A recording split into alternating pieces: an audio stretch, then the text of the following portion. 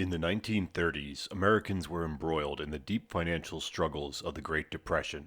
There were no individuals spared or unaffected by these dire economic conditions, with members of every socioeconomic level paying the toll of the previous decade's post-war decadence and dangerously risky financial practices. 29 years before the market crash on Wall Street, across the bridge in Brooklyn, a young Aaron Copland was born.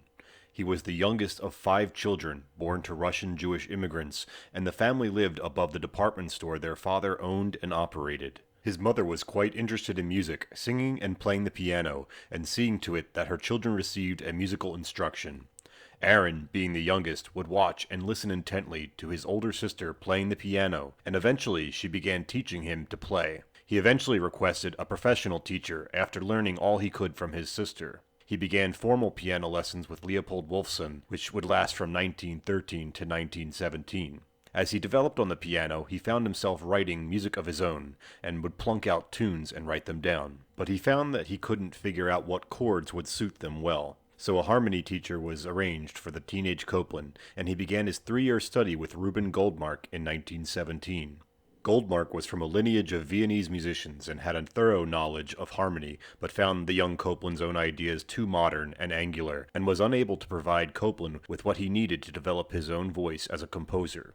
Aaron was a diligent student of Goldmark's, doing his standard harmony exercises, but after 3 years he was aching to go where all his musical idols were: Paris. In his time in Paris, it was recommended by a friend that Aaron look into learning from a very talented and engaging teacher of harmony named Nadia Boulanger.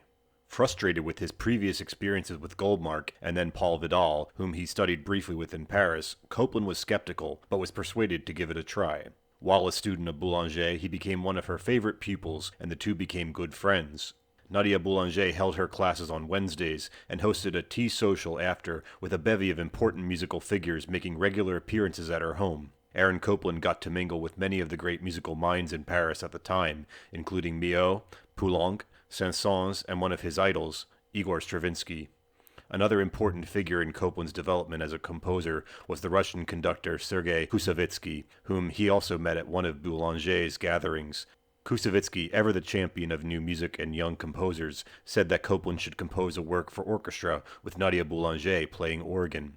The Symphony for Organ and Orchestra was the result, and Copland returned to New York in 1924 for its premiere, optimistic of his future as a composer.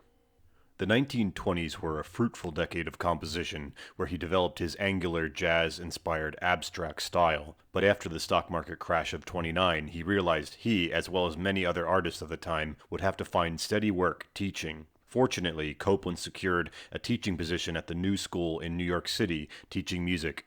Aaron Copland had long been an advocate of the working class and often associated with many other artists with socialist and communist leanings. By the time of the Great Depression, and while teaching at the New School, he and other artists were constantly discussing how to use art to champion the working man and their cause. Copland endeavored to create a truly recognizable American sound in classical music, and not just the nation's popular music like jazz. Copland wanted to discover the music of the Americas, so he researched the folk music of the U.S. and Mexico and began to incorporate these elements into his own musical voice and creating a simpler and more accessible format. This accessible format of music for the people was very similar to the German idea of Gebrauchsmusik, or music of utility or use. Copland's American Gebrauchsmusik had its first big hit with El Salon Mexico, which utilized the various styles of music he experienced on trips to Mexico. After the success of El Salon Mexico, he then went about achieving another objective of this utility music by composing music for young people. The resultant work was an opera for high schoolers called The Second Hurricane. By the time 1938 came along, Aaron Copland was deeply involved in the composition of a large-scale American ballet based on the notorious outlaw of the West, Billy the Kid, which would go on to be one of his most iconic works, along with his other ballets, Appalachian Spring and Rodeo. Copland paused work on Billy the Kid in 1938 to accept a commission from Alexander Richter and the High School of Music and Art in New York. He composed a single-movement overture for their orchestra, which was in the vein of his newly developed Americana style, but with the consideration for the abilities of younger musicians. The orchestra was quite good at the High School of Music and Arts, and Copland delivered a work that was quite satisfying and substantial, which was said to have an open-air feeling about it. Thus, Copland named it an outdoor overture. The piece is in one single movement lasting 9 to 10 minutes. It is comprised of 5 different themes, used freely throughout fluidly occurring sections that flow quite naturally and seamlessly. The American composer and sometimes musical critic Elliott Carter wrote, "Its opening is as lofty and beautiful as any passage that has been written by a contemporary composer. It is Copland in his prophetic vein. Never before has he expressed it so simply and directly."